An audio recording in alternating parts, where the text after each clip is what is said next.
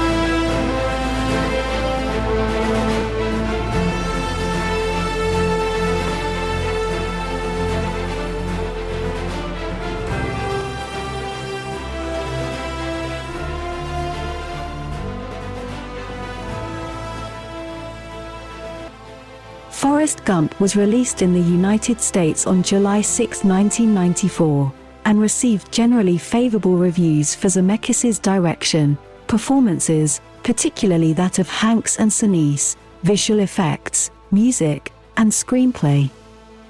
The film was an enormous success at the box office. It became the top-grossing film in America released that year and earned over $678.2 million worldwide during its theatrical run, making it the second highest-grossing film of 1994, behind The Lion King. The soundtrack sold over 12 million copies. Forrest Gump won 6 Academy Awards: Best Picture, Best Director, Best Actor for Hanks, Best Adapted Screenplay, Best Visual Effects, and Best Film Editing. It received many award nominations, including Golden Globes, British Academy Film Awards and Screen Actors Guild Awards. Varying interpretations have been made of the protagonist and the film's political symbolism. In 2011, the Library of Congress selected the film for preservation in the United States National Film Registry as being culturally, historically, or aesthetically significant. In 1981, at a bus stop in Savannah, Georgia, a man named Forrest Gump recounts his life story to strangers who sit next to him on a bench. In 1956, in Greenbow, Alabama, young Forrest is fitted with leg braces to correct a curved spine, and is unable to walk properly. He lives alone with his mother, who runs a boarding house out of their home that attracts many tenants, including a young Elvis Presley, who plays the guitar for Forrest and incorporates Forrest's jerky dance movements into his performances. On his first day of school, Forrest meets a girl named Jenny Curran, and the two become best friends. Forrest is often bullied because of his physical disability and low intelligence. While fleeing from several bullies, his leg braces break off, revealing Forrest to be a very fast runner. This talent eventually allows him to receive a football scholarship at the University of Alabama in 1963, where he is coached by Bear Bryant, witnesses Governor George Wallace's stand in the schoolhouse door, during which he returns a dropped book to Vivian Malone Jones, becomes a top kick returner, is named on the All-American team, and meets President John F. Kennedy at the White House.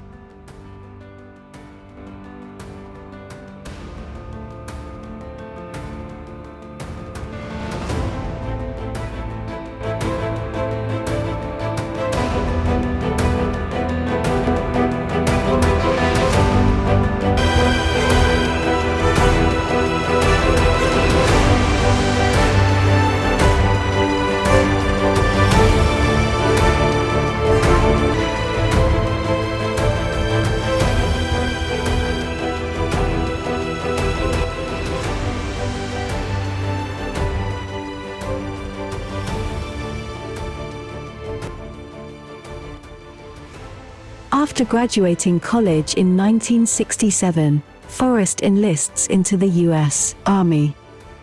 During basic training, he befriends a fellow soldier named Benjamin Buford Blue, nicknamed Bubba, who convinces Forrest to go into the shrimping business with him after their service. Later that year, they are sent to Vietnam, serving with the 9th Infantry Division in the Mekong Delta region under Lieutenant Dan Taylor. After months of routine operations, their platoon is ambushed while on patrol, and Bubba is killed in action. Forrest saves several wounded platoon mates, including Lieutenant Dan, who loses both his legs, and is awarded the Medal of Honor for his heroism by President Lyndon B. Johnson. At the anti-war march on the Pentagon rally, Forrest meets Abby Hoffman and briefly reunites with Jenny, who has become a drug-addicted hippie and anti-war activist. He also develops a talent for ping pong, and becomes a sports celebrity as he competes against Chinese teams in ping pong diplomacy, earning him an interview alongside John Lennon on the Dick Cavett Show, influencing the song Imagine. He spends the 1972 New Year's Eve in New York City with Lieutenant Dan, who has become an alcoholic, embittered about his disability and the government's apathy towards Vietnam vets. Forrest's ping pong success eventually leads to a meeting with President Richard Nixon, whose administration get him a room in the Watergate complex, where he unwittingly exposes the Watergate scandal.